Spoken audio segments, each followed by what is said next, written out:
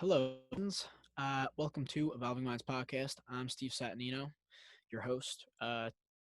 Today we have a guest. His name is Brian Rath. He was my middle school baseball coach. Um, he's been teaching in Massapequa School District for 10 plus years. He is the Burner Middle School phys ed teacher and baseball coach. Um, he has a degree from Adelphi in physical education and his master's from Stony Brook. He was ECC baseball scholar athlete 2 times in a row. He was 2004 first team ECC first team pick, second team All Northeast Regional team, and in 2005 he was named Atlantic College Baseball All Star. And here he is. Hope you guys enjoy. I hope it wasn't a dress code, man. I'm in quarantine mode with my hat and with my beard. Oh no! Of course, I'm a little scruffy too. Don't worry about it. No dress code here. I like those pictures you got in the back. What is that? All right, so that's a picture of Bob Feller, the old school pitcher, and then Warren Spahn, both old school pitchers. So, story behind that is when I was in middle school, one of my good friends, his dad worked for Chase Bank, and he would take one of like his good buddies up to Cooperstown for the week, and we would go to Cooperstown during the induction ceremony, and spend like a week there with all the Hall of Famers and stuff. So I have a bunch of balls in the corner over there, signed by like Sandy Koufax and Stan Musial and all big time people. So this is like my little, I guess, baseball / all sports office. That's awesome. But yeah, and the funny part about it, better than that, my friend's dad was like good friends somehow with Tom Seaver. So we actually drove up to Cooperstown. It was me, my buddy, my friend's dad, and Tom Seaver, the four of us in the car together, and we spent like the whole week with Tom Seaver together. So it was pretty cool. That's insane. When was that? You were a kid? Yeah, that was when I was like in like middle school and high school is when like when I was in middle school, that's when we went up to Cooperstown. But like he had us do a lot of really, really cool things. We went to the Heisman Trophy ceremony one year. We went to a couple of the Met Yankee like Subway Series games.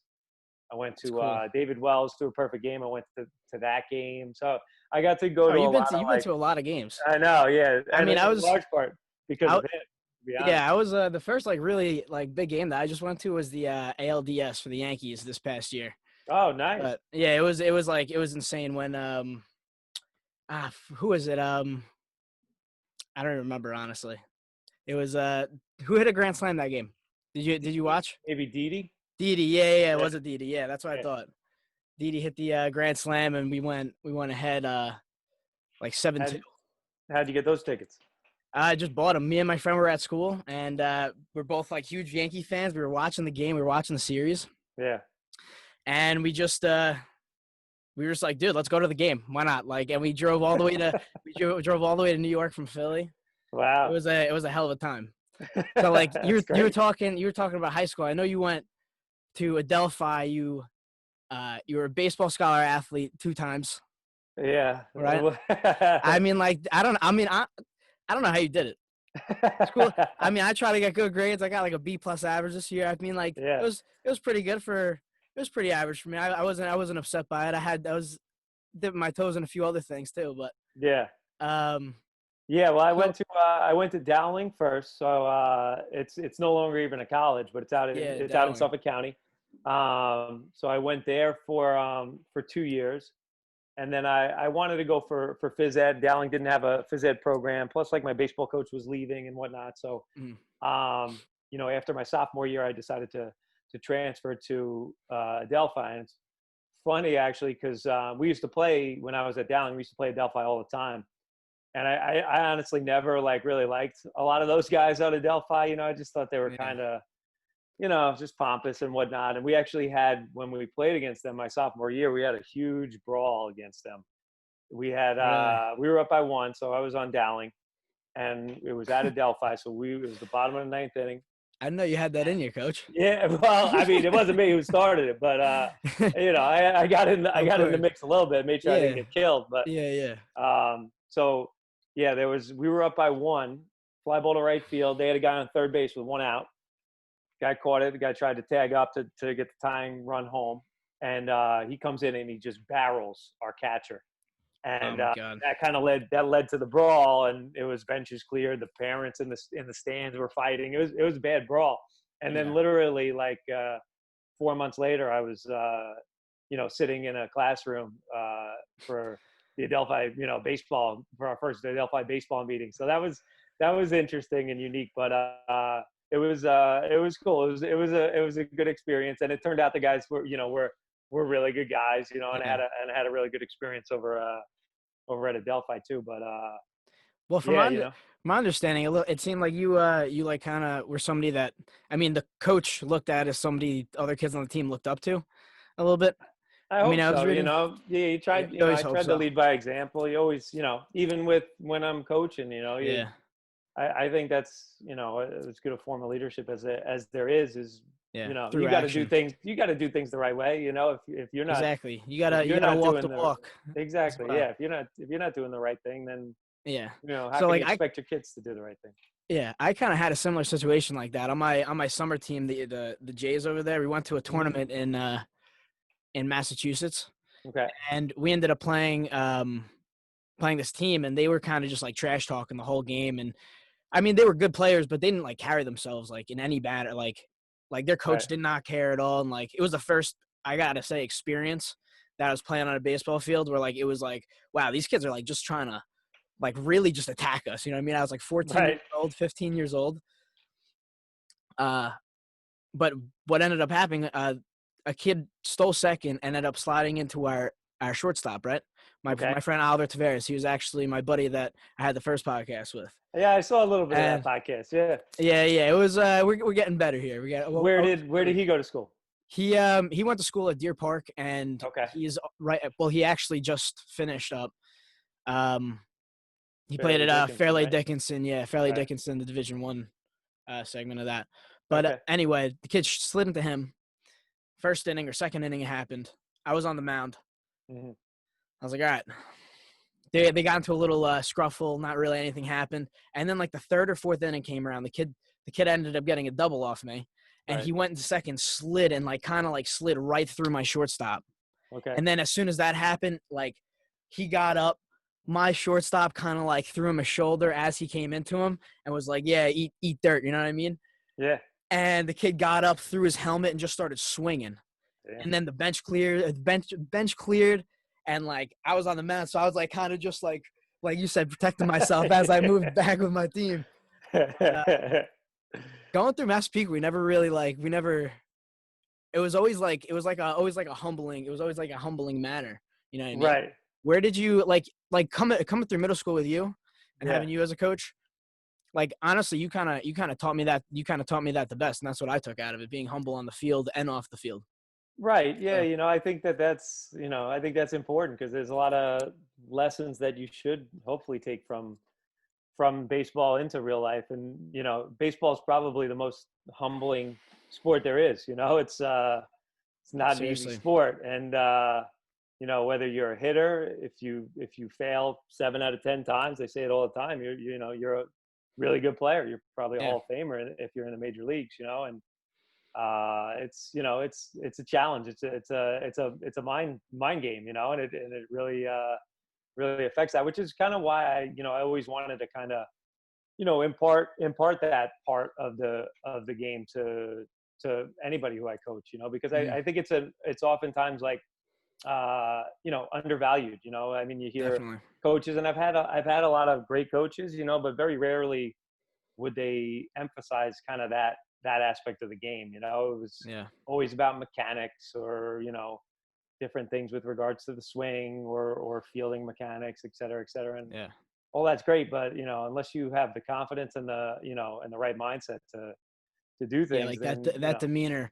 And it's not even like the demeanor of like winning and just like attacking the other team and mouthing off and stuff like that. It's kind of just like showing up with that mindset to win and like, all right, I'm going to succeed. I got this task ahead of me and like going ahead at it. You know what I mean? Sure. Yeah. It's just, it's just like a mindset of, doing things the right way, of treating the game, with respect. It's, it's a great game. It's been around long before, we've been playing and coaching it, and it will be around for a lot longer when we're done. But the people that kind of don't respect it, I don't really have much patience for those guys. The people who Yeah. show up late or with their shirts untucked, or just don't appreciate it, don't run balls out the right way. Exactly.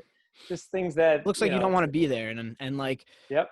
and like, there's this quote I always say. It's like, when like as a coach, especially, like I've this past semester, I was kind of like a mentor to kids and stuff like that, and I was teaching them Mhm. like how to set goals and stuff like that, and like just For that. kids And on the team, or no, it was kind of just like a school in Philly. It was a Harrity Elementary School or something like that in Philly. okay. I was a mentor to seventh and eighth graders, Uh-huh. and just with that and coaching certain teams and training certain kids, like there's an attitude where like if the student doesn't arrive, like the teach, like I'm not going to arrive too. Like I'm not going to have the same energy and passion. Like, so if somebody's showing up and they don't run balls out or something like that, it just takes away energy from everything. Sure. Oh yeah, It definitely. 100%. Yeah. Yeah. So Yeah. for those, so I'm sorry to cut you off, but so for No. those of you who don't know, this is uh, Brian Rath. Uh, he was my coach for middle school, Massapequa High School, um, and just the reason why I had him on, he was a huge inspiration to me, just like in the mindset of baseball and in life.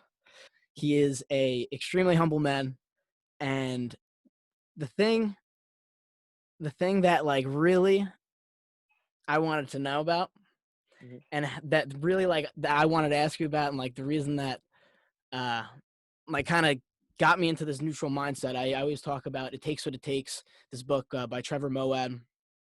You kind of like said this thing a while back in middle school, this whole mindset of flush it, right? Right. Flush it. Where did that come from? And like, I don't know if you know, but that powerful, like that is one of the most powerful things I think everybody should hear about in their entire life. Like literally flush it.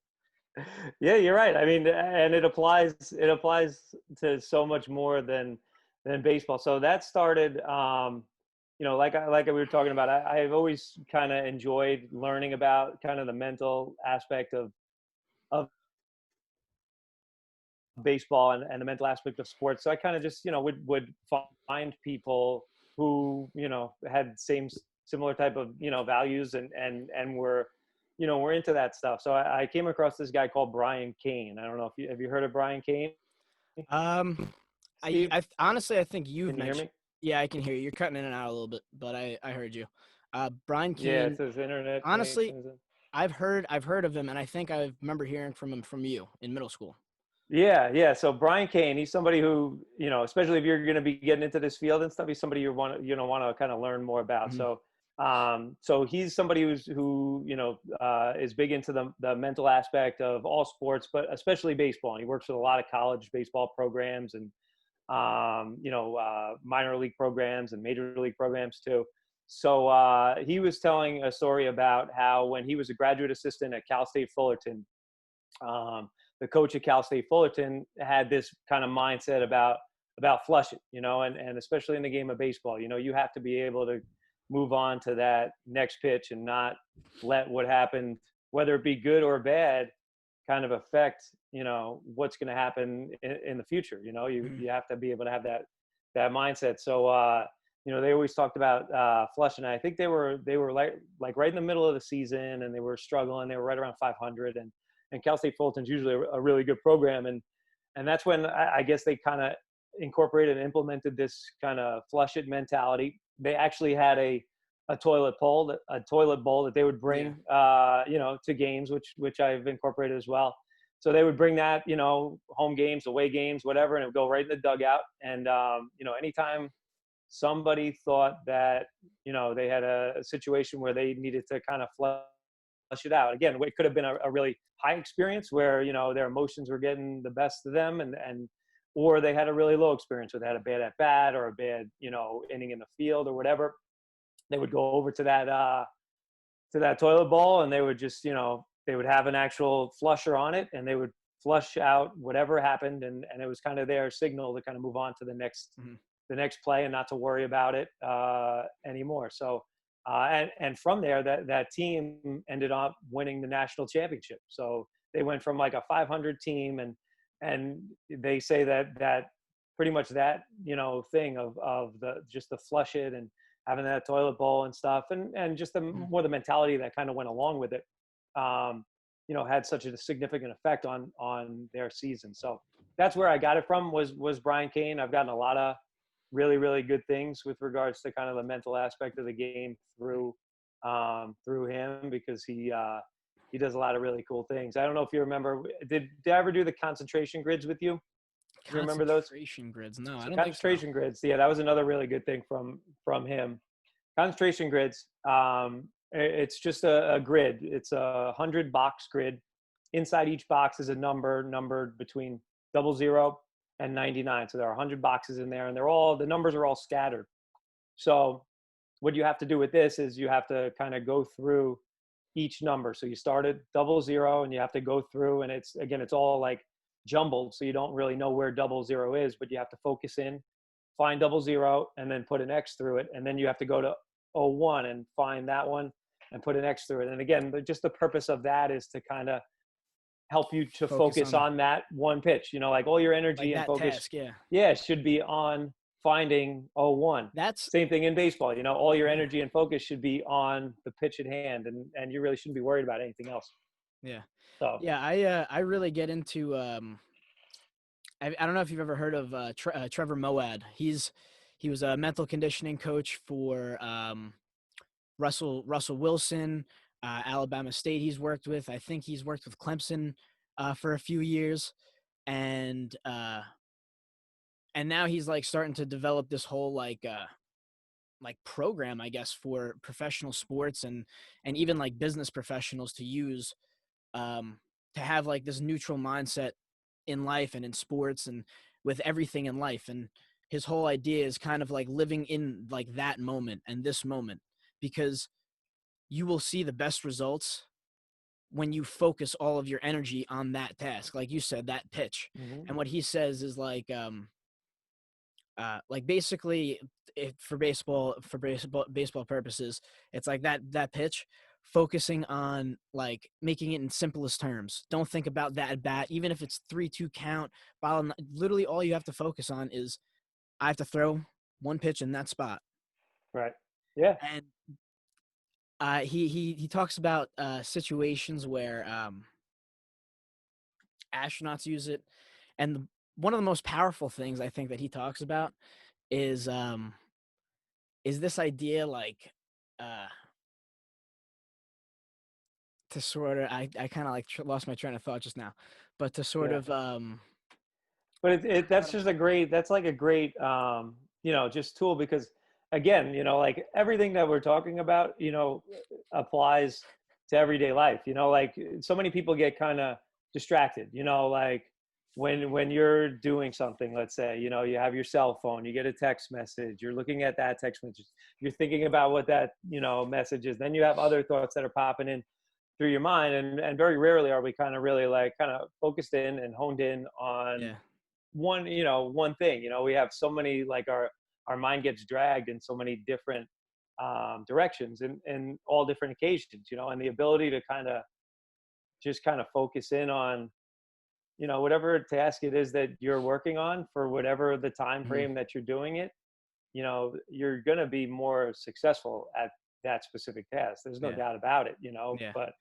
when you let, outside influences and just other things kind of distract you from what it is that you're trying to do, then, there's no way you're going to be as successful as you would be if you were just kind of honed in and focused in on whatever it is that you're doing. It could be just watching, a TV show, and it's exactly paying attention. Like, all right, like you said, watching TV show, like honing in on, like even the negativity around you, because you're going to have people in the crowd being negative towards you, trying to mess with your head and make you think about different things.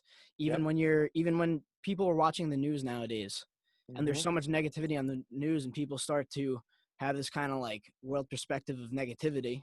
Right. And in sports, that can carry over, having negative thoughts like, oh, what if I don't make this pitch? Like he could, or like he's starting to catch up, and all these different thoughts will come to your head, and they kind of cloud your, not judgment, but your ability to perform.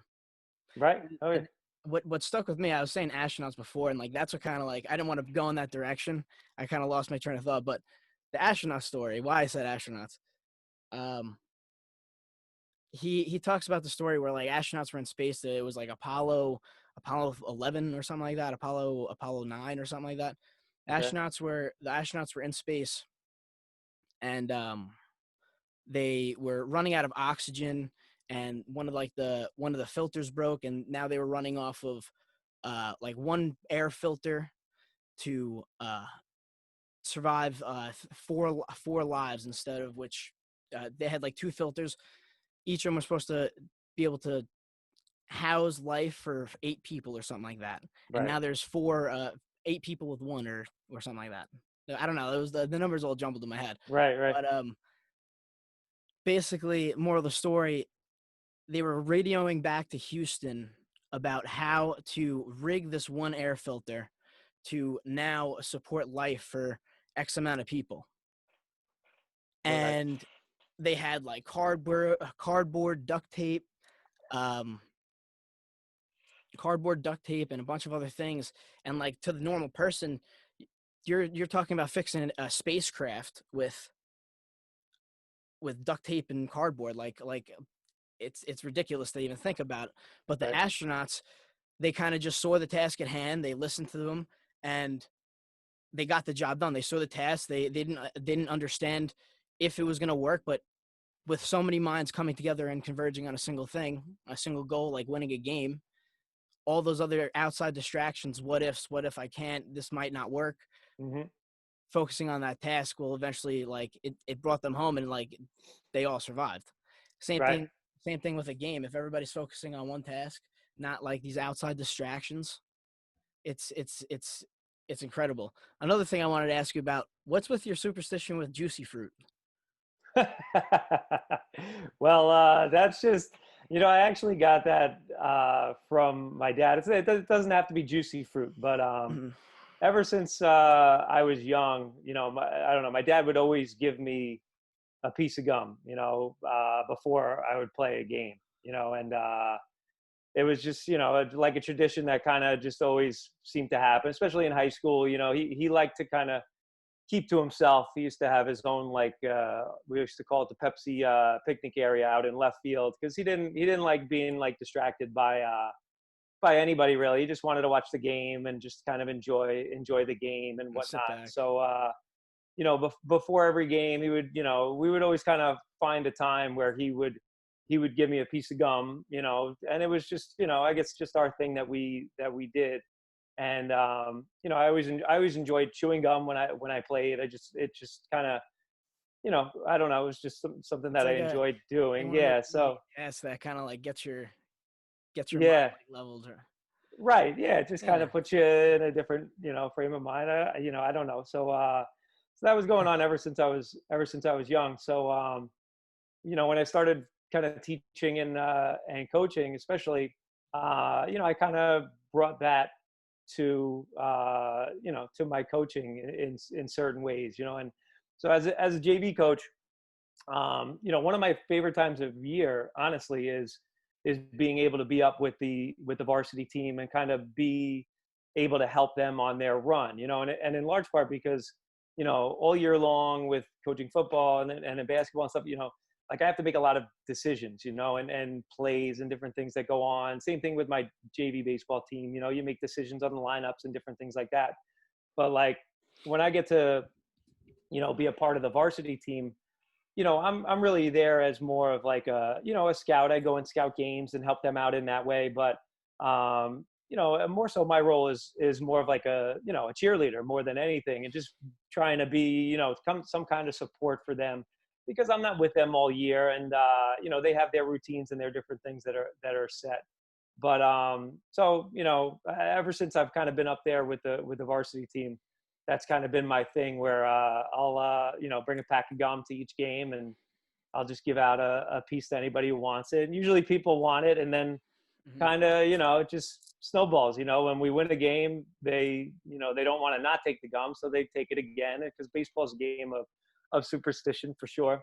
And Yeah. it kind of has grown a little bit from there. And when we went on the run that we did to win the state championship, it cost me a lot of money in packs of gum, but it was well worth it for It's sure. totally And worth it. it was nice to read that article in the paper, because that team was a special team in a lot of ways. But and they had a lot of quirky Yeah. kind of fun things that they did and traditions that they did, and to have the gum be a part of that tradition, and to kind of live in the lore of that 2018 state championship team. It's a pretty cool thing.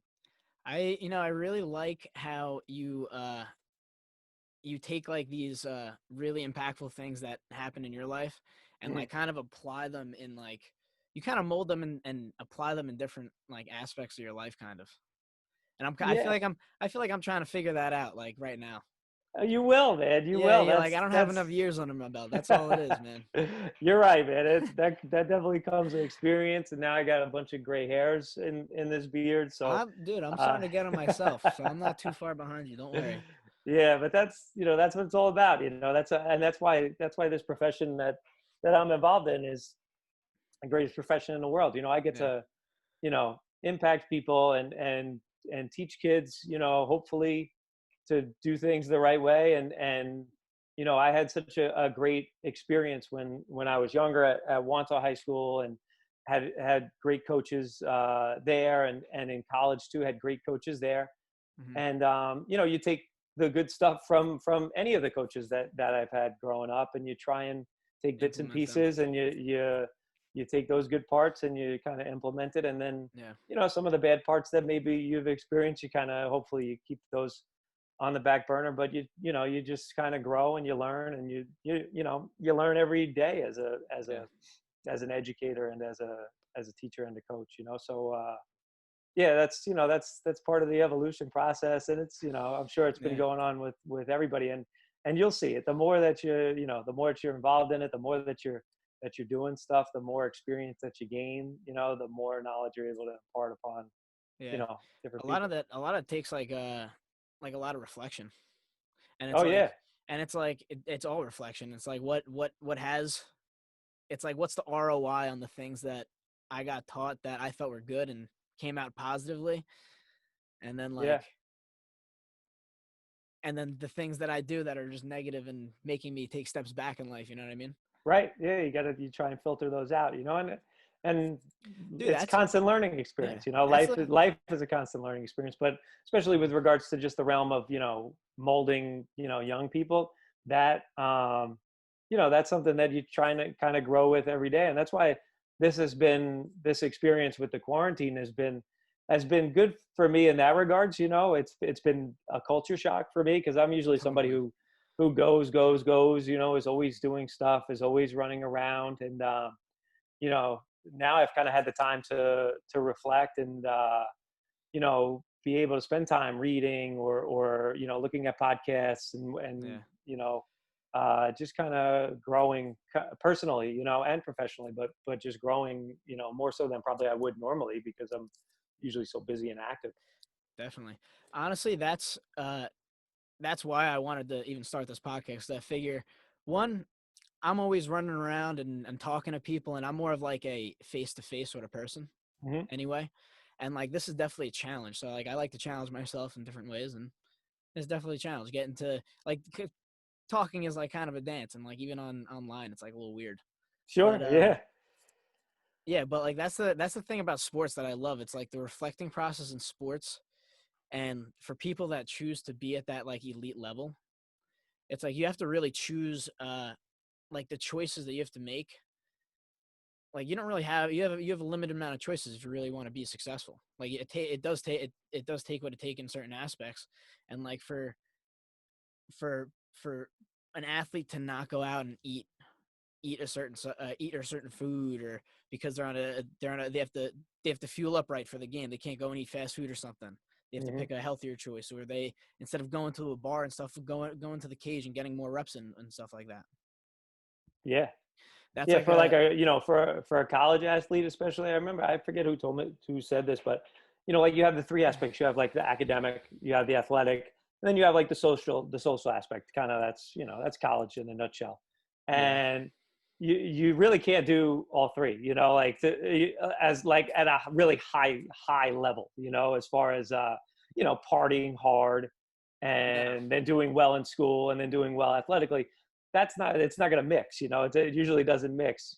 Usually you're going to have to kind of sacrifice at least one of them.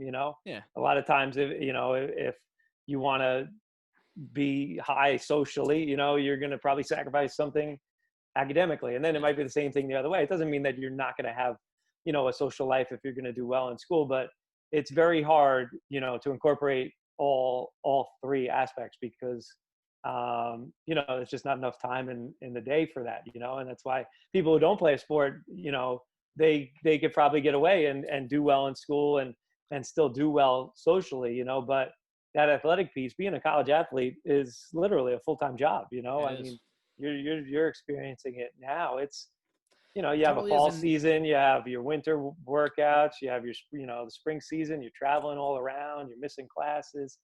I mean, you are a full-time person, it's and you're yeah. making no money, but And it's even me, like right now I'm playing at a D3 level, and between school, homework, baseball, like it all takes up so much time.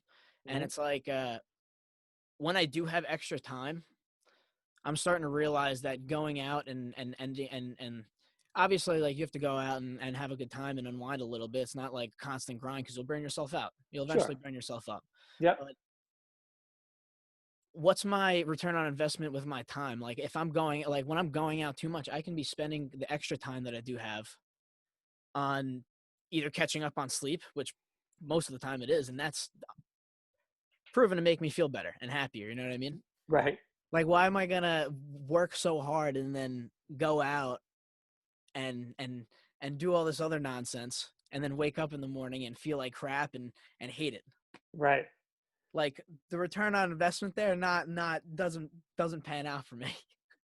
yeah, and uh yeah, and like, dude, that took a lot of reflection in my life, and just the thought, like, when I started talking to um kids that are at a higher level in baseball than me, and it is even more time and they have that much more pressure.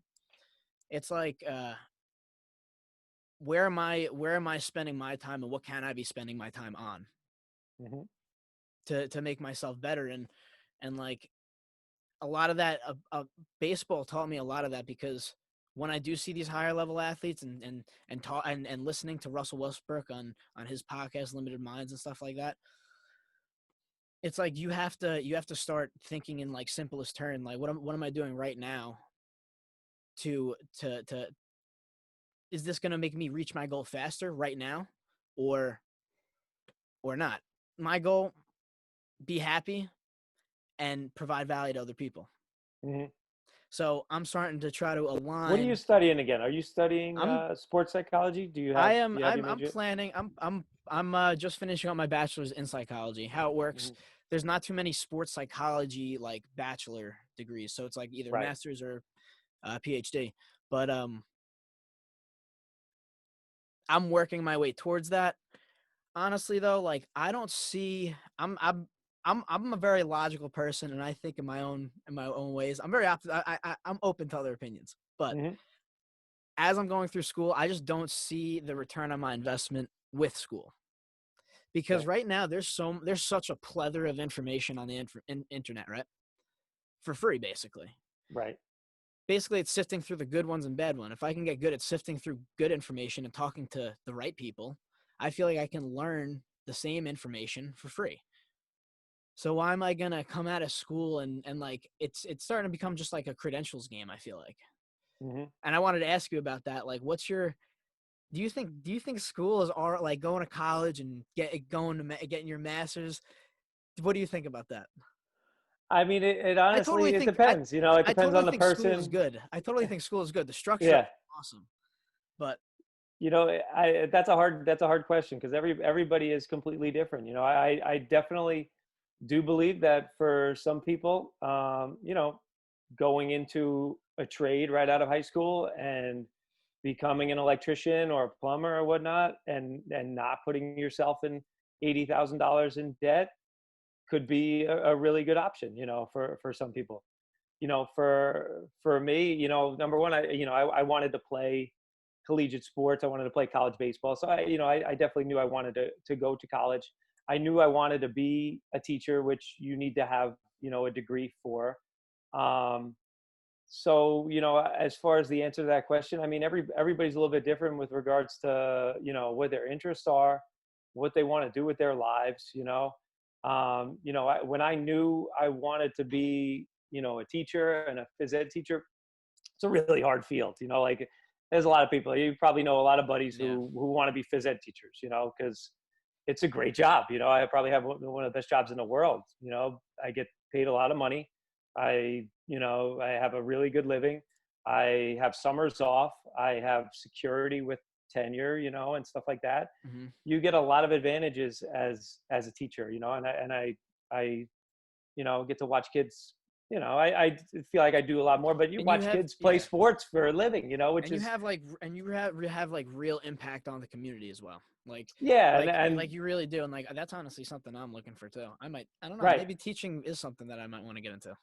Yeah, I could definitely see you becoming a teacher, and that's what I was going to get to. Like more than anything, you have all those advantages, but yeah, the best advantage is honestly, getting an opportunity to see you at a computer store and, get to find out how you're doing and get to interact with you here and to see how you're doing, or get to play, like the other day I played golf with a couple of former players, with Honeyman and with Hassel.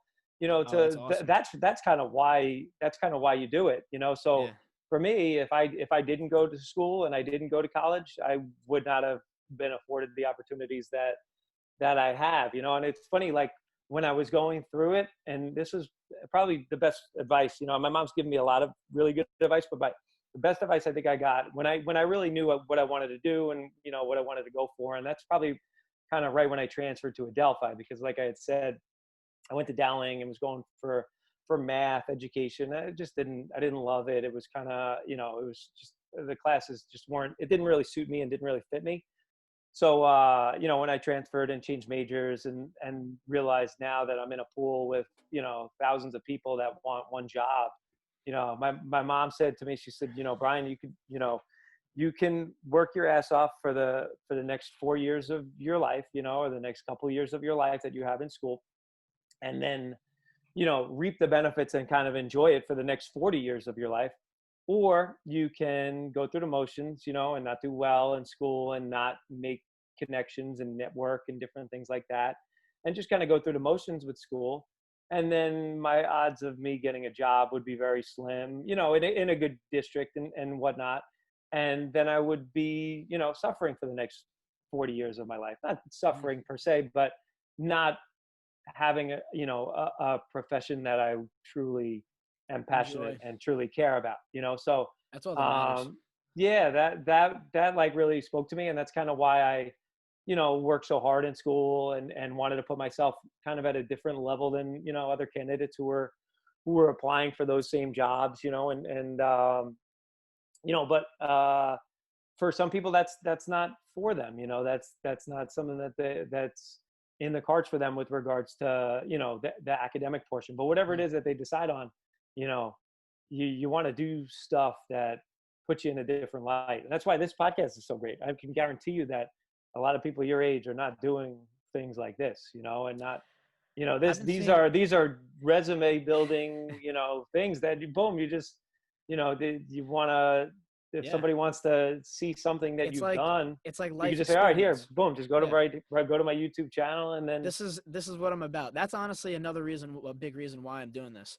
I feel like as I've gotten older, as I've been getting older, I like reflected on the things that kind of like have been propelling me forward or holding me back. Right. And I feel like I just have to start investing my time into like things that I can do right now. Like I was saying, sleeping was one thing, an investment. Something like this, like I've had a lot of time during Corona and like as the coronavirus quarantine started and when school got shut down, I started like having a lot of time in my hands. So I was like, I want to take this opportunity to really like take advantage and put like my mind and my efforts towards and like try to like create something and build something. Mm-hmm. And I figured, since I listen to so many podcasts already, why not try to take that medium and try to get people that have helped me grow in the past or will help me grow into the future by having them on and just talking to them. And you're definitely somebody that impacted me crazy in my youth. So I figured you'd be an amazing person to have on, and I thank you so much for coming on and doing this. I appreciate it, man. But Like I said, opportunities like these running into you yeah, it's in the like it was store, meant to be, man. yeah, and Like to be able to help you out, that's what the job's all about. That's why we do what we do. before I ran into you, Yeah. I was like literally on that line at Micro Center. I was calling my mom and I was telling her like what I was doing with the podcast because she asked me, because I Hmm. mentioned it and then she asked me about it. I was like, yeah. So like I literally said your name and then you walked out of the store and Wow. I was like, this, I'm telling you, this is meant to be. And then my friend Austin, he said the same thing. It was like sometimes things happen in your life and it's like the connections just link up too much and it's like something's telling you to run with it. And Sure. when he was like, yo, I'm really trying to, because he's really trying to build a community around fitness and wellness and really like have an impact in communities hands on. And he said during the coronavirus it gives him another opportunity and it gives him a challenge. So he was like, all right, one of his friends was doing a podcast and he asked him to be on. He was like, dude, this is a perfect opportunity for this. And then I asked him to do the podcast. And it's like that whole idea of like still attacking a challenge and stuff like that and me doing this. And it's like, it's just building connections. And I don't know. I've been enjoying spending my time like this a lot more than doing other things that I might have previously done. Yeah, well, I mean, that's the one thing that everybody has that's constant. Everybody's got different lives and a lot of different things going on. The one constant thing that everybody has is time. It's the same for everybody. How you use it and what's going on in your lives obviously Mm-hmm. is very different. But for most people's lives, especially for me, I don't have kids right now. I'm engaged. I'm getting married in a couple of weeks, but I didn't know that. yeah, Congratulations. yeah. I So didn't even know that. that's a whole other thing. That's been kind of crazy. So a little different than how we Congrats. expected, but we are going to get married on June 28th. But for people who don't have kids or who are younger, who are older, it's almost like obviously we have stuff to do with regards to work and whatnot, but it's very different.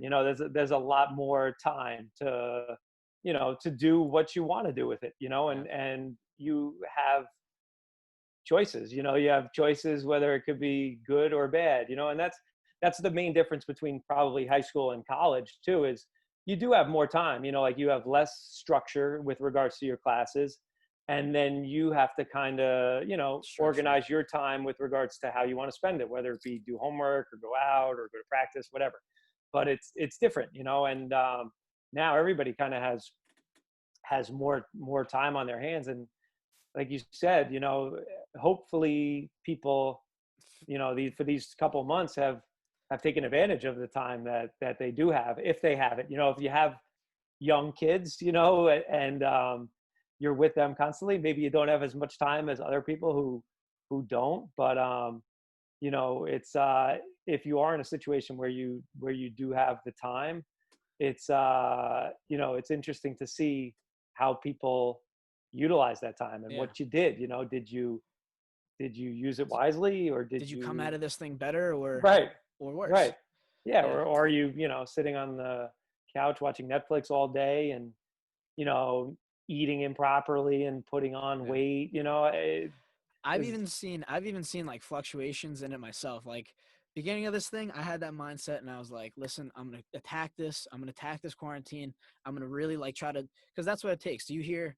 I read books and about how like successful people and athletes and stuff like that, they like literally block their time and schedule their day down to like the hour to make sure that they have something they're doing every hour to get better or handle something that they're doing. Like I'm like just saying that Donald Trump, president, he probably has people walking in and out of his office like every 2 minutes with questions and what to do and Right. things like that. And like when you have that many things going on, it does take that schedule. So I really tried to take that time to like this time to do that. But then I went through this period like where I did burn myself out. So then I was like, all right, I gotta sit back and like kind of just relax and maybe unwind for a little bit because then like a month in I was like everybody didn't know what was going on. A month in I was like, oh my god, now it's really starting to hit me. I don't know about you, but Yeah. it definitely started to hit me a little bit. Right. And then like I kind of let all that go by the wayside, and I kind of fell back into like the old way of doing things, like my old way of doing things. And like I kind of just like sat around, I played video games, watched TV, went out with my friends, and a lot more than I was in the beginning of quarantine. Mm-hmm.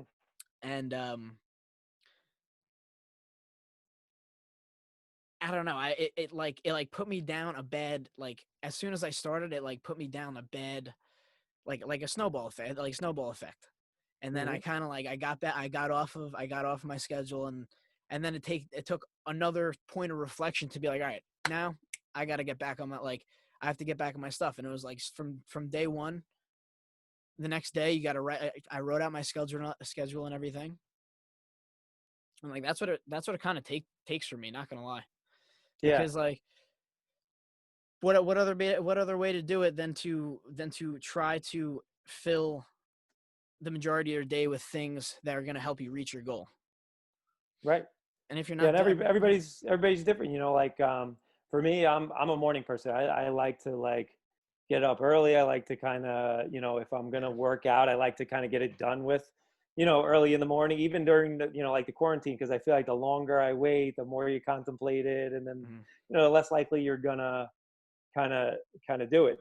But yeah, it's kind of everybody's in a little bit different situation, and when it all comes down to it, like nothing too much of anything is usually probably not a good thing. Like if you're constantly all you're doing is working out, and you're not leaving time to hang Mhm. out with friends and stuff like that, then that's not good for your overall health either. By hang out with friends, by the way, I didn't mean like go out and like do things. I meant I understand. video record like FaceTime and just like kind of It's hang out okay. all day. You're allowed up to 10 I, people now. I when I said that I was like that sounded bad. It sounded like I was out doing things the whole quarantine. No, but I think moderation is key in all things, whether it be like eating, like it's not good to just stuff your face with Yeah, whatever it is that you're doing. Um, you know, that's uh, I'm sorry. That's like a yeah, big thing for me. I don't know for you, but like exercise and nutrition, that's yeah, really what like helps me like stick with my stuff, because I feel like as long as if I can put the focus into myself and make sure that I'm getting that exercise in and that I'm fueling my body with good things. I mean, not all, like obviously Taco Bell sometimes is pretty good hmm, and things like that, but like fo- first focusing on yourself to get yourself in order, and then start like hammering away at, all right, I want to do 5 podcasts this week, or uh another thing I'm doing is I'm trying to get my training certification with the National Athletic uh, Association or Sports Medicine or something like that. But great. get like a few chapters of that in a day, like 2 or 3 chapters of that in a day. And but it really just starts with focusing on myself first, making sure I'm getting that exercise in, like you said, in the morning. That's what I do. Hmm.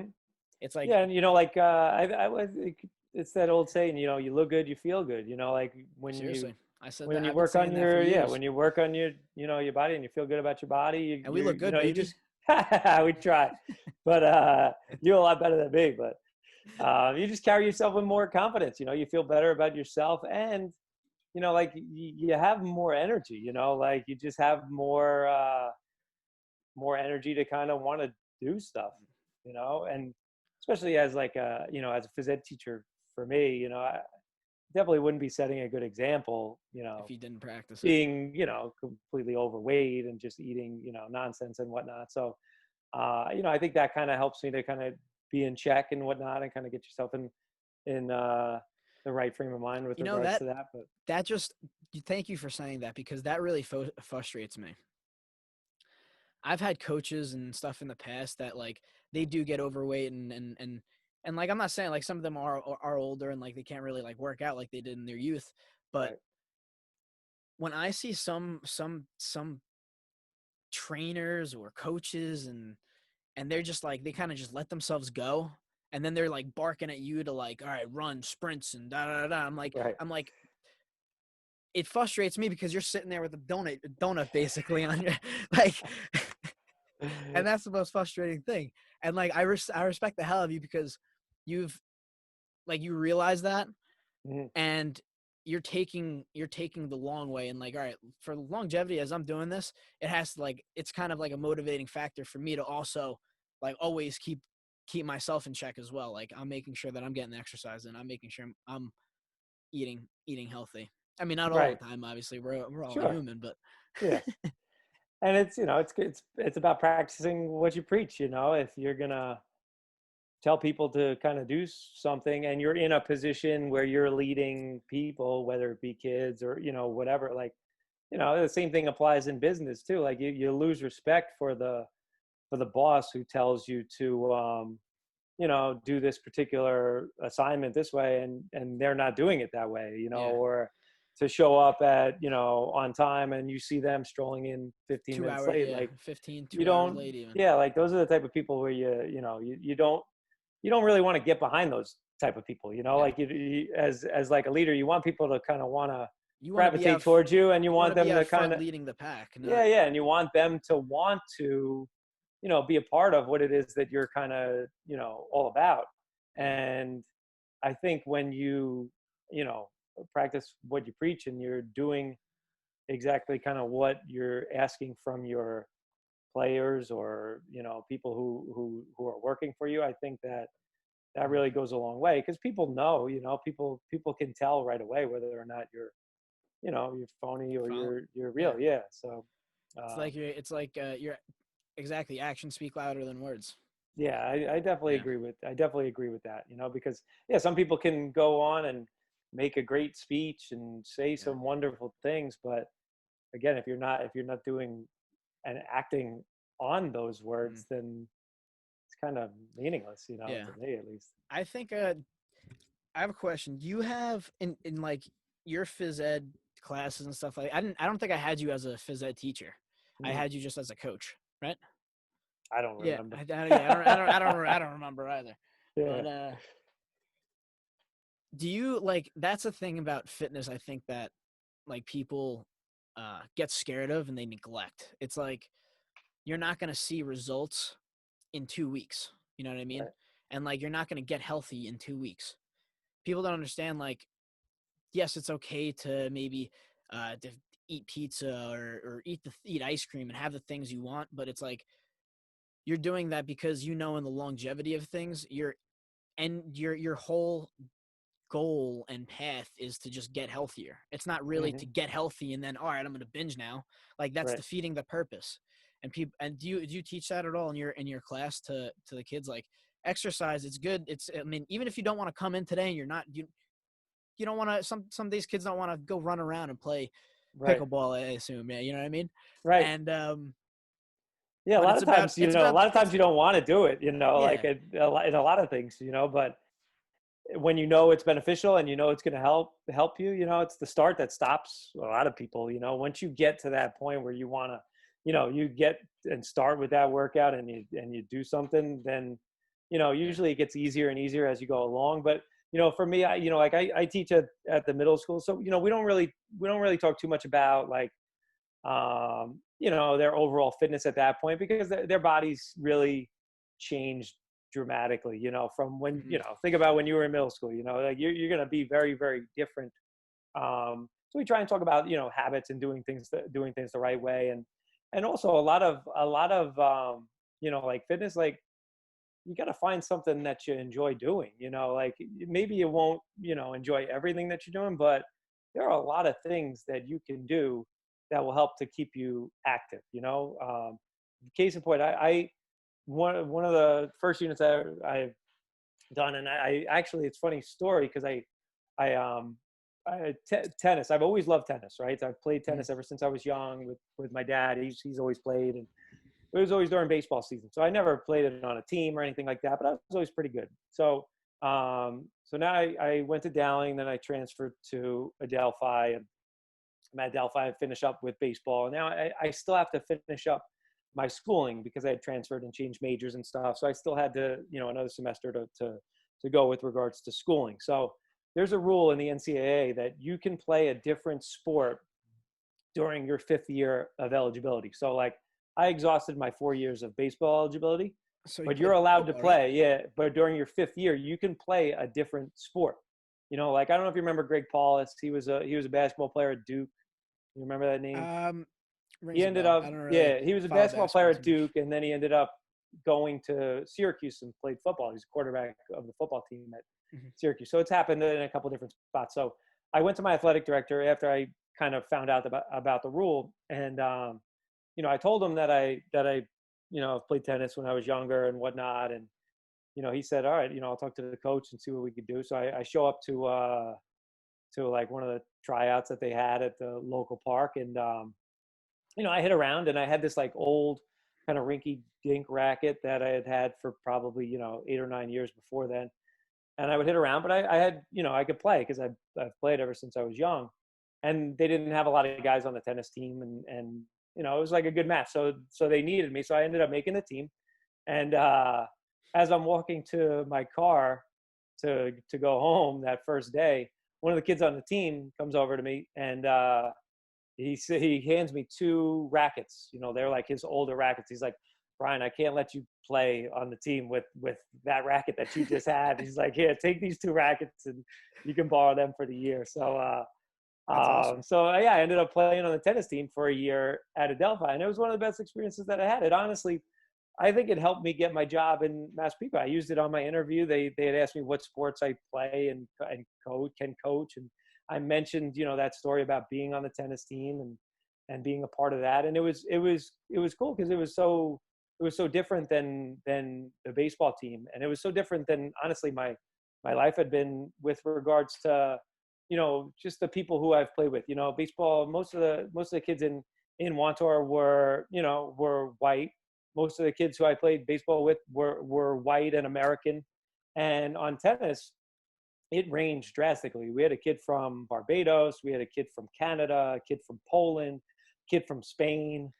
So there literally was kids from all over the world on this team. And it kind of gave me a more of a better appreciation of their cultures, and just it was great for me to kind of get that experience to be a part of that, and to do something a little bit different and unique. But to go back to my point with regards to like doing something that you like, in phys ed class, I would say, all right guys, we're gonna play tennis now. We don't even have tennis courts at Burner.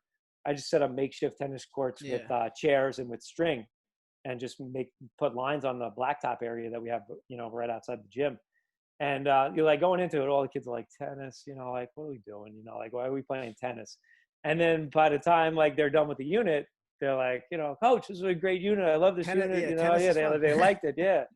So, it's a matter, especially like at that age in middle school, kind of helping them find what it is that they want to do that's going to keep them active, and hopefully they get some enjoyment out of it. And, there are going to be days, even if you enjoy it, where you're not going to want to do it, but if you enjoy it, you're going to be more likely to want to do it, and exactly. have better experience with it. So honestly, this whole quarantine's make me think about like, because I haven't been able to like really get in the gym, and being at school, I had like scheduled lifts and stuff like that. So it's like kind of built into my whole schedule at school.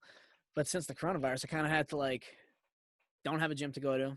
I'm like using cinder blocks in my backyard, and like doing stuff like that. I kind of just didn't like it. Instead of going to the gym, gym's different. I like being in the gym. Sure. So I really had to start thinking about what I like enjoy doing to stay active. One of those is riding a bike. I rode down to Jones Beach with two friends what was it, 2 weeks ago? Yeah, like about 2 weeks ago. And honestly, it was one of the funnest times of my life. It was just it was like 30 miles. It's hard. There and back. That trail is hard with the wind and stuff. Yeah, it was like 30 miles. On the way back, I was exhausted, and I'm planning on doing that, but just the sea hurts my butt a little bit. Yeah, You can find more cushion seats, I'm Yeah. I gotta find a cushion. sure. But that's what I've been really telling other people in my life, like, because I'm trying to, as I'm coming up, and like I feel like I'm past 3 years I've like matured insanely, but as I'm trying to like come up, I'm trying to like figure out things in a different way, because I feel like some people just aren't exposed to that sort of life. Being Having coaches like you growing up and going to college and having coaches and having like fitness and stuff and that sort of stuff built into my schedule. People don't People living their chaotic lives of going to a job and oh, I gotta, what am I cooking for dinner and how am I paying the bills and all this other stuff, they kind of forget to take that into importance of their life. And from the coronavirus, it's like I had a point where I had to really push myself to keep doing it. And since I did, I feel like you start feeling better about yourself once you do. And if you don't, you kind of fall into this hole where it's like, I don't know. I feel like I noticed that some people don't, I guess. Some people Yeah. just don't like exercising and they don't. I don't know. That can be. Apparently.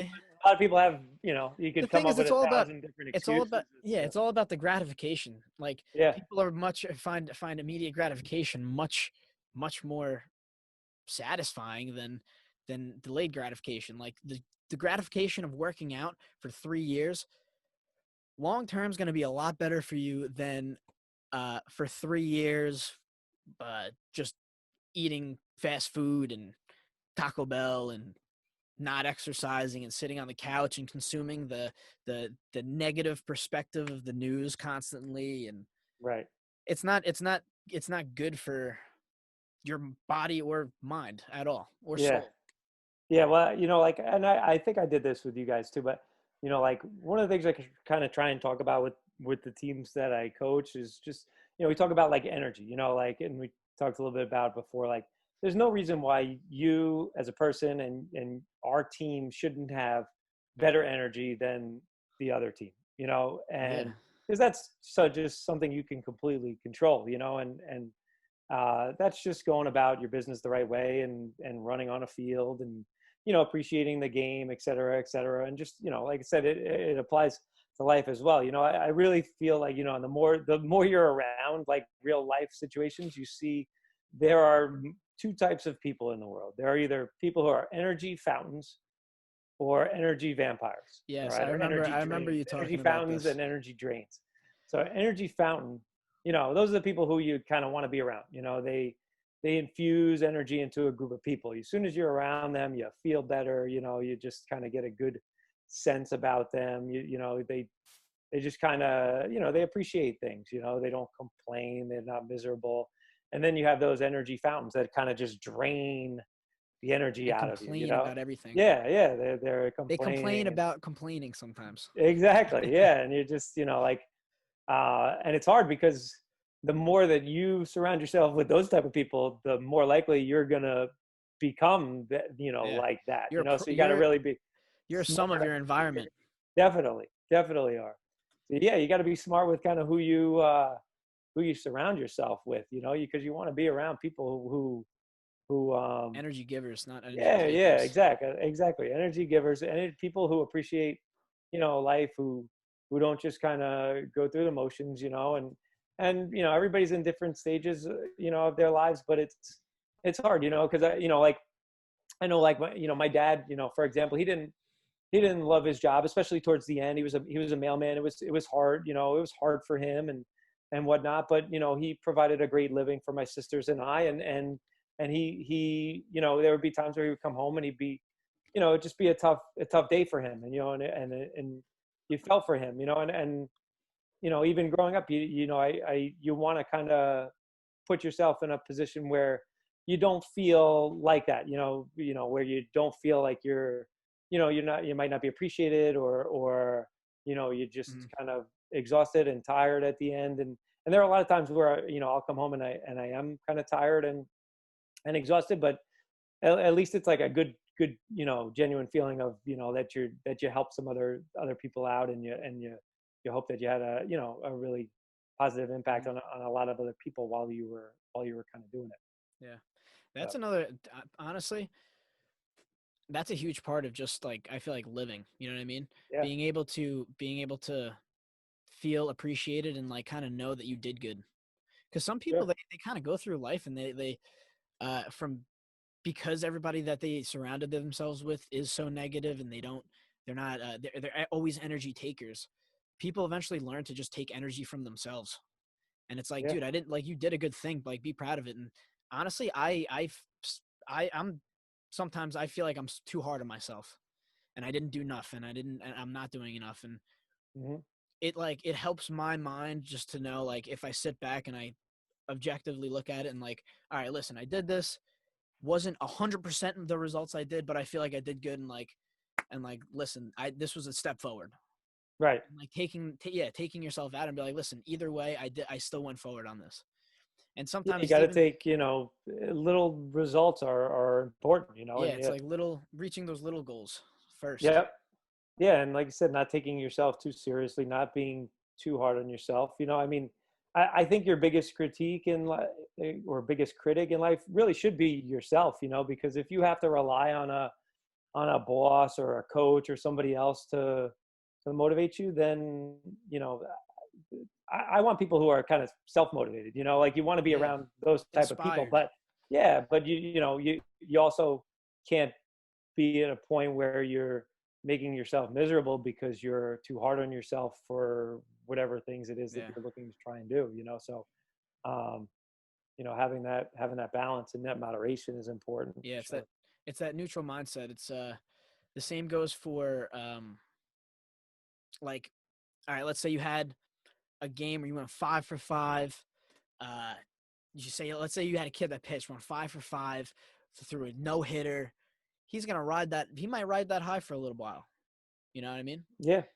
Well, yeah, And it's like it's it's normal to also go ahead. it's not. I'm sorry. It's not taking those really high highs and those really low lows and like staying there, but it's finding that medium. Like, okay, this was good. I still got to work tomorrow and work after the same results. Yeah, well, that's what's good about the flush it thing is that, like, because a lot of times it's like it's normal to think in your mind, like you go 5 for 5, Yeah. you think in your head, all right, now I got some hits in the bank, so I could Yeah. go 0 for 5 tomorrow. It's not a big deal, because then I'd still be I'm still 500, 500. then Yeah. I go 0 for 5 the next day. Now I'm 333. But before you know it, you go 0 for 5, 0 for 5, 0 for 5. Now you're at 250, and then you're scrambling around the other way. So to have that ability to kind of block it out, and yeah, not just the bad, Level. because when people think about the flushing it out, almost always you think about the bad stuff, like flushing out the bad stuff that's Always. going on in your life. But as important is being able to bring yourself back to kind of the present moment when you have really good stuff that happens to you, and then not let that excitement, Mhm. get the better of you. For example, I played golf the other day. I chipped in for birdie and probably got too high. Do you golf or do you golf at all? I honestly just picked up a set of golf clubs. Good, you should. I It's went a to the good thing to driving do. range, All but right. I'm really trying this summer to get out to the golf range, my friends. Right. I gotta learn the game. Yeah, yeah. It's well, talk about a mind game. Golf's probably more of a mind game than baseball is. Yeah. But so I chip it in, and I get a birdie, and everything's good, and go on to the next hole. I'm probably in my mind, even like subconsciously, thinking, all right, I got a birdie. Now I got a couple of shots to work with here or there. And the next shot, I hit a horrible shot and end up like double bogeying the next hole. So it's like it balanced out right away because I probably wasn't in the right mindset, in that particular time, Yeah. and it's always a constant battle. You're always gonna kind of, it's hard Sway work. It's back and hard work it to kind of is. get yourself It back is. to It takes level. practice. Yeah. And that's the thing. People get frustrated with this sort of thing because I feel like we have a background in sports, both of us. Hmm. So like just through our lives we kind of like subconsciously learned it. It takes focus to to not ride these high highs or get really down to the dumps, but to just focus right there. And Right. a lot of people end up getting frustrated and just quit. Sure. And that's the hard thing about like starting anything, starting a workout routine. The whole thing about New Year's resolutions, and people they kind of doing it for the immediate results still, and they're not looking long term with their mindset. Yeah, and that's the easy thing to do is to quit, I can't I in can't ride this anything. high. Right. I can't get myself down, and like even if you absolutely f up, you know what I mean? Yeah, You still got to take it on the chin and work for it. sure. Either way. If you Yeah. belong. You gotta, yeah, adversity, and the older you get, the more adversity you're gonna experience, but Got to get used to it. one of the biggest things is just being able to get up when you get knocked down. That's a huge part of life. Is just being able to, Mhm. when things don't go your way and it doesn't work I out how did. you want to, you'd be able to have that like Yeah. stick to itiveness and just get back, and not let it affect you to the point where it's gonna bother you so much that you can't get through it, because it's gonna be challenging. Life's great in a lot of ways, life's very hard in a lot of ways, but being able to kind of have that attitude of just keep going, it'll be worth it, like when you have that attitude, good things usually happen to those type of people, because that's usually what honestly stops people is when things hit the fan. People don't want to really dig their feet in the dirt and really get after it. Yeah. I did want to ask you how long do you have, just a time frame wise? Whatever you want, man. Whatever Doesn't you want. matter. Okay. Yeah, I'm here. Yeah, All right. Cool. So we'll just we'll talk a little longer. I sure. did want to ask you. All right. In school, it's all based on grades and getting a grade, but I feel like it kind of teaches like failure is bad, Mhm. because if you fail on a test, you get a bad grade, and like if you keep on failing and stuff like that, you keep on getting bad grades, and they teach you. It's basically a whole system of failing. When I feel like in life, it's more about failing forward, and I feel like failing is a good thing because success success is like the devil in disguise, because people, if somebody only succeeded, they wouldn't go anywhere in life, because they'd Yeah, it's not gonna happen. It's unrealistic you anyway. gotta learn. Yeah, It's like what's his name, who made the light bulb? Thomas Edison. Thomas Yeah, Thomas Edison. He didn't know how to make a light bulb right. He learned 999 ways not to make a light bulb. you sure? So what Yeah. do you think about that in the school Well, system? all right. Well, like just talking about like failure first. Like think back to middle school, right? So think back to seventh grade. You probably had like what, like 100 kids try out for that team. You remember that first experience Yeah. of trying out for like a middle school baseball team, especially in Massapequa, because baseball in Massapequa, everybody knows it's a popular sport and everybody wants to be a part of the team.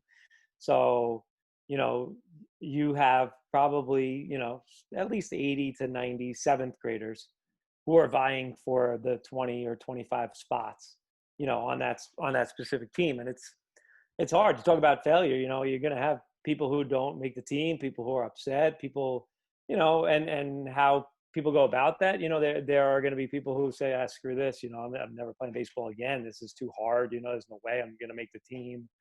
Blah blah blah. And then, you have people who, and I say this when I cut kids, I say, whatever you want to do to motivate you is fine. You want to picture my face on a baseball, and when you're getting ready to hit, that's great.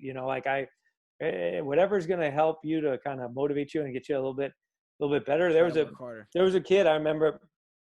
He got cut. I cut him as a seventh grader, and this kid proceeded to make the team in eighth grade, proceeded to make the team in ninth grade, 10th grade, 11th grade, and 12th grade, and was a contributing, member of the team, and was important and valuable member to the team. So, what I say as a seventh, if I'm the seventh grade coach, it's not the end all be all. It's the same with people who are, applying for jobs. If you're interviewing for a job and you don't get a job, doesn't mean that that you're a failure. It can mean a lot of things. Maybe they don't, they didn't really see your true potential. Maybe the job just doesn't kind of fit perfectly for whatever the reason for that particular skill set that you have. But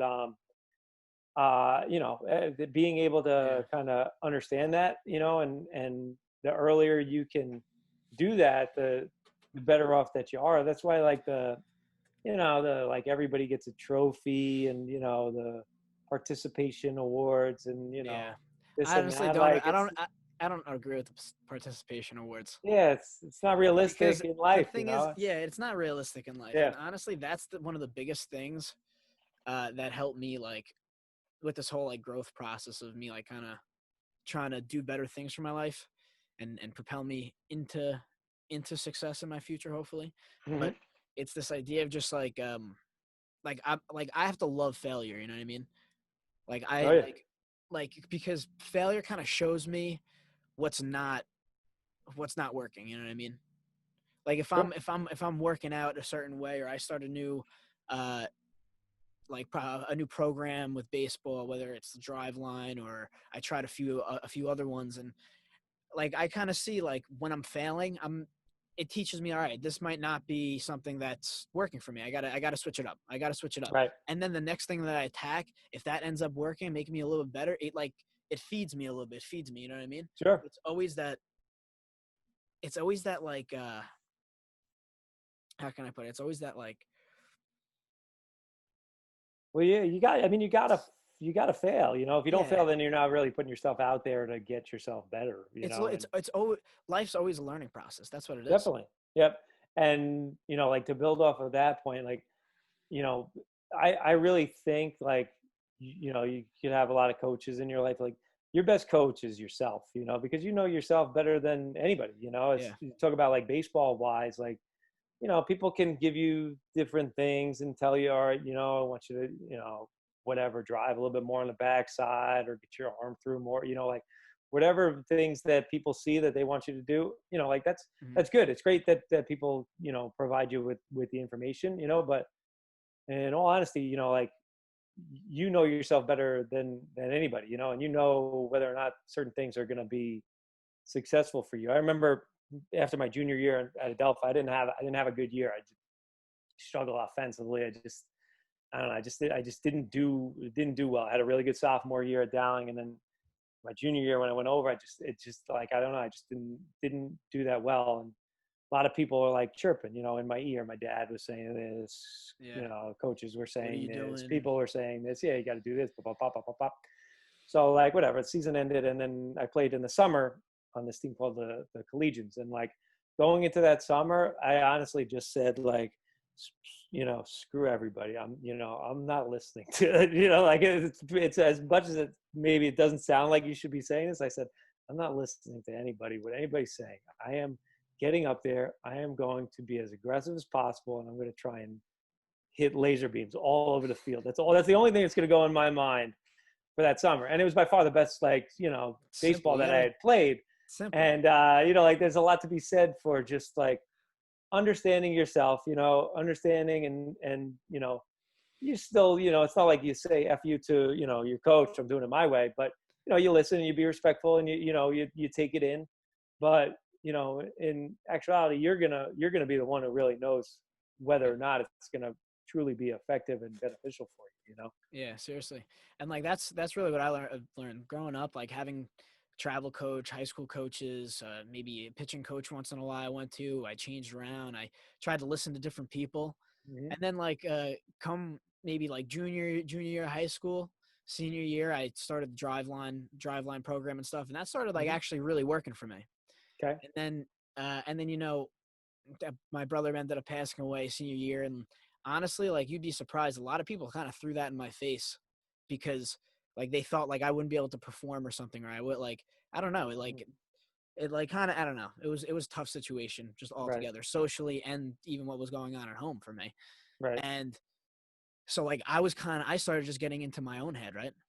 Mhm. But it got to a point when I finally got to college, and I was still grieving over my brother, but like I used baseball as an opportunity to just like kind of let myself like just be in the moment. And it was that reflection of not listening to this coach or that coach, or worrying about what was even going on at home or stuff like that, because like Right. it was like a release for me. And uh to not listen to all these coaches and to reflect on like actually worked on me, and just say like, just make it simple. Like, all right, I'm going up there. I'm just going to throw the ball as hard as I possibly can Mm-hmm. at this one spot, because that's all I really thought about at one point. I was like, Right. dude, my head is so all over the place right now. I don't even know what I'm thinking half the time. Like when I'm here on this field, I'm just focused on pitching, and I just want to throw this ball as hard as I can right to that spot, right to the glove, Right. every single time. That one pitch. Right. And like and to go through, sorry, there was a fuzz. You're right. to go through like everything that was going on in my head at that one moment. Like it took practice to like kind of just zone in, you know what I mean? Sure. And to delete all that other crap. Yeah. What I did Yeah. want to ask you about with failure though, what's going on with baseball, and they're shortening the season, all this other stuff. With the strike zone and the umpire situation, there's talk of like changing the game around, putting game clocks. What do you think about like robot umpires? I don't like it. I don't like it either, right? No. I mean, like I understand certain things you have to adjust, in all sports. And I think certain rules that have been added are good for certain, for sports, but I don't know, and It's I the aspect know, of the game. I feel today. like that's the mental part. Yeah. Yeah. And, I think that like an umpire strike zone should be like, it should kind of have an effect on the The game, game. like it should be able to, like certain umpires give you a little bit more on the outside, certain umpires won't give you a little bit more on the outside. Like being able to recognize that and utilize it to your advantage is something that I think is a good thing for the game. I think it's a benefit for the game. I don't, and I think human error is still should be part of sports. Like Yeah. I I think gotta say it's frustrating though. It's frustrating as hell when like I'm on the mound and I'm hitting corners and I'm just not getting the calls. I But understand. Yeah. that's what keeps it. Would you want a robot umpire then? Um Because I'm See, sure like you get calls. You definitely I get calls that you definitely shouldn't get get. calls 100%. 100%. Sometimes like I'll get some calls and I'm like, all right, I'll literally like, I don't know. I like kind of wink at the umpire. I'm like, all right, that was a little, let's not throw the game over here. But it's definitely like a challenge. Like that's what I kind of like. And a lot of like young pitchers, especially now that I'm kind of getting older, my senior year, they don't understand that sometimes the umpire will challenge you. You know Yeah. what I mean? Like just because you got the ball in the outside corner and he doesn't call it a strike, keep throwing it there, because maybe if you show him that you can control the ball, he's going to call it and maybe extend the strike zone later in the game. Right. And that's the thing, because it's like a mental game. It's not only just how you perform, but how are you like presenting yourself on the mound. If you're not getting calls, are you Mm-hmm. throwing your arms up and showing that emotion on the field, or are you not getting that call and you're like, all right, I mean, that was there. Turn Yeah. around, then you get right on the mound and you throw it in that exact same spot. Calls it a ball. That's Right. right on the corner, dude. I'm gonna throw it right there again. Right. And then maybe Yeah. that, because that's happened to me. I throw a ball 3 times in the same spot. First 2 were balls, and then the third one's a strike, because I know it's a strike and I'm gonna keep on throwing it there. Yeah. Yeah. And that Challenging goes you. back to just like number one, like umpires, they don't like to be called out, and No, not at it's a all. hard job, like unless you actually have done it. That's why I even tell like my kids, like if you get an opportunity to umpire like a little league baseball game, Yeah. go do that, That's what changed. That's what really changed my attitude, because I used to, at one point, I really let my emotions go. But yeah, then I ended up umpiring. I filled in and umpired a few little league games, right. and I was like, oh my god, these parents are. Yeah. You I'm like, got I'm doing people my best out chirping, and here. it's not an easy job, it's something that people don't appreciate. And we're gonna honestly, the we'll lose high school baseball and high school sports because we won't have enough officials. That will definitely happen at the rate that we're at, because they don't get paid enough. Number one, they get ridiculed and yelled at all damn game, and Parents are they parents are there was telling an them to article meet in them the in the newspaper. parking lot and stuff. Yeah, exactly.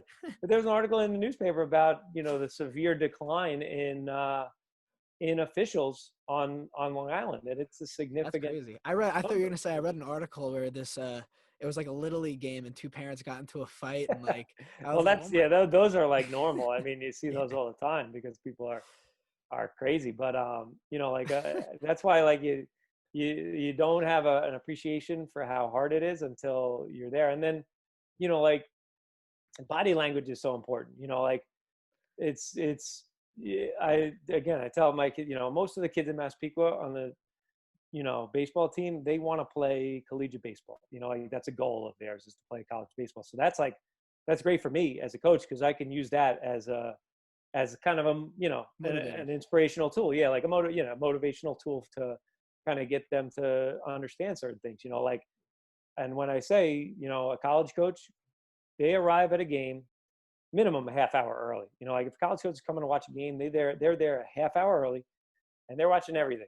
They're watching how you enter the dugout. They're watching how you interact with your teammates. They're watching how you interact with, your coaches, your parents. Tim Corbin, the coach of Vanderbilt University, heard a story that he was at a game, and he was watching this kid, a really talented player, and the player went over to his mom to get a Gatorade from her. And he was like smug and gave her an attitude, and kind of just took the gator in and just like maybe said something nasty to her, something along those lines. And it was like a half hour before the game started, and he watched that, and as soon as he saw that, he just got up and left. Yeah, that was all he needed to see, was that. But going back to like your body language, like it just says a lot about yourself. If you're all over the place emotionally, and your body language is high and low, and you're excited and this and that, especially in the game of baseball. It's not like football. Football, you can get a little bit more excited, because you're like that can fuel you a little bit. But baseball, the highs and lows, those aren't going to help you. And especially when you get down in the dumps and you put your head down, or you yell at the umpire. Like, I can guarantee I've been around the game long enough to tell you that those things are not going to help you in the future. They're not going to help you to be more successful in the future. So you can't stop it at all costs, though. Sometimes emotions of course, of course, it's gonna get the best of you. It gets the best of everybody for sure. But it's the more that you're able to kind of control it, because if you do it once in a while, it kind of has more of an effect too on the kids. Like I wouldn't consider myself someone who yells and screams at my team a lot, but if I do, if I do, you would think like the kids would say, all right, I think he really, like, this is something that set him off. this is something that's pretty important that's bothering him, so but when you're just all over the place and just if that's just how you are, kind of, and not to mention you're utilizing like you have your energy, you're utilizing your energy in the wrong way, like you're utilizing your energy and spending energy moping or pouting or yelling or screaming, as opposed to channeling that energy and using it for the next pitch that you're supposed to throw. So I don't know. I kind of look at it as if I were a business and I ran a business, I'd want to have everybody displaying the best character, because that makes the entire it makes the entire business look bad. If let's say like you have an entire business that's bought into this culture and they carry themselves professionally and respectfully, and then you have this one person that's going out and they're mouthing off to people and they're wearing your shirt with the logo, it makes the company look bad. And Definitely. even in a game, if you're in the dugout, let's say you pitch and you kept your composure on the mound, but then you go in the dugout and you slam your glove and stuff like that, that one little interaction could, like, it kind of changes the progress of like that character and that culture that you had. Just like that Vanderbilt coach heard all these good things about this kid, and then that one interaction with his mom ruined it. Yeah. And honestly, that one interaction with his mom kind of probably told a lot of character about him. Yeah, because that's something that I reflected upon myself as well. Yeah, because he said if that's how you're going to treat your mom, like you can only imagine how you're going to treat your teammates. Coach, or your other teammates. Yeah. So if that's how you're going to act to your mom, then says, that's all he needed to know. Yeah. So. Well, honestly, do you have any questions for me? That's kind of all I have. I got to go help my dad with something at 2:30. That's No, man, I'm just glad that you reached out, man. I'm happy to help. Anything else I can do for you, with this podcast or with anything, Thank you. with anything else, obviously in life, that's, this is, like I said earlier, this is why we enter the profession, is to get to, see people down the road and see how they are. And it's, it's honestly the best part of doing what we do, is to be able to help you guys and to see how much you grow and progress as you go through. So that's all I got. Thank you again for coming on. It was amazing talking to you. And see, if I didn't, honestly, Micro Center, thank God I saw you there, because I don't know, it was like speaking. Definitely, man. Yeah, definitely. Like you said, things happen for a reason. Yeah. Thank you again for coming on.